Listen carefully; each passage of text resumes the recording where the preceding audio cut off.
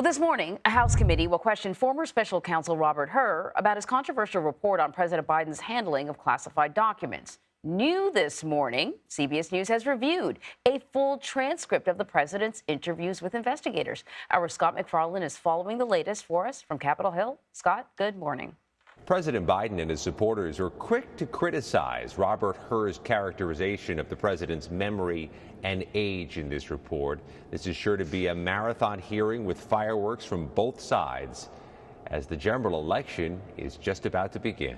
Former special counsel Robert Hur's report last month found no criminal charges were warranted against President Biden over his handling of classified records that date back to his time as vice president. I did not break the law.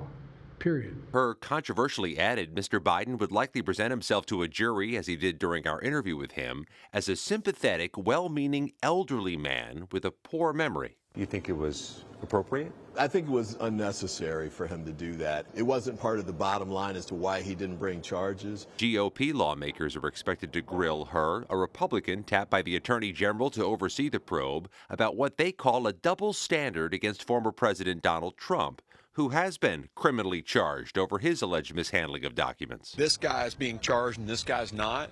I mean, that doesn't make any sense to me. Hur's report underscored the differences, saying President Biden turned in documents and consented to a search, while Trump not only refused to return the documents for many months, but he also obstructed justice by enlisting others to destroy evidence. Trump denies those claims and has pleaded not guilty to all 40 felony counts. This is not a witch hunt.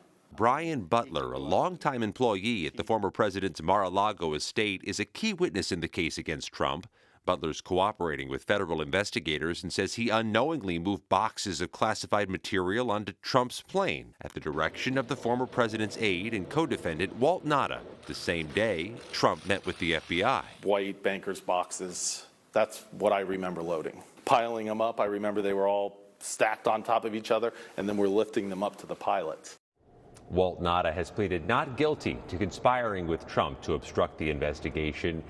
This hearing is happening as both Donald Trump and President Biden are set to win a majority of their party's delegates ahead of this general election as early as tonight.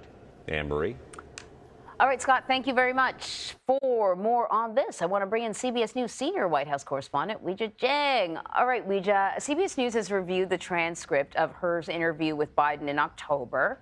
I imagine that it's going to give us a little more context, right? Those questions about the movement of the documents, how the documents ended up at his house, whether or not he remembered when, in fact, his son Beau died. Are we getting a little more context when we actually look at the transcripts of the interviews? Yes, especially with regard to that last part, Anne-Marie. And the reason why we're talking about it is because the explosive claim that he did not remember really played into this narrative that, Hur claimed that the president was a well-meaning elderly man with a poor memory, when in fact the transcript shows that the president said the date of when his son died almost right away during the questioning. He did struggle to remember the year, but his lawyers quickly chimed in 2015, and who knows if the president would have came to that on his own. But I think it's important to remember that Hur wrote that the president could not remember when his son died, even close to within several years, which is not true. So the other thing that is a big takeaway is that the president repeatedly acknowledged that he just could not recall these details. He said he was disorganized. He wished he was more organized. He acknowledged that he's a bit of a pack rat and they kept a lot of things. And he didn't know who was clearing his papers after he was done with them.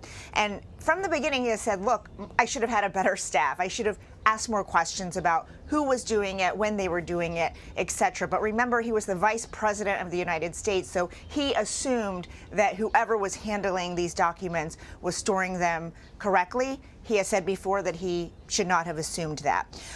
So I think one thing in reading the notes of the transcript is that a lot of these details, guys, may not be age-related at all.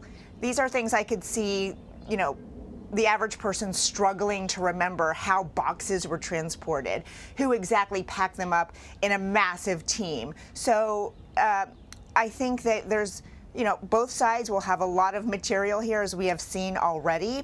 But it is illuminating in terms of what you asked, Anne-Marie, just how much the president couldn't remember. But again, he has long said that, you know, those details slipped away because they were so old. But we will hear much more, of course, from the special counsel himself when he testifies on Capitol Hill. Right, and just to sort of add a little more context too, you know, I believe the president wrote about what it was like to lose his son in his memoir, and he talks about that time being sort of hazy and sort of having an inability to remember the details because, you know, his son was dying. It's an emotional time.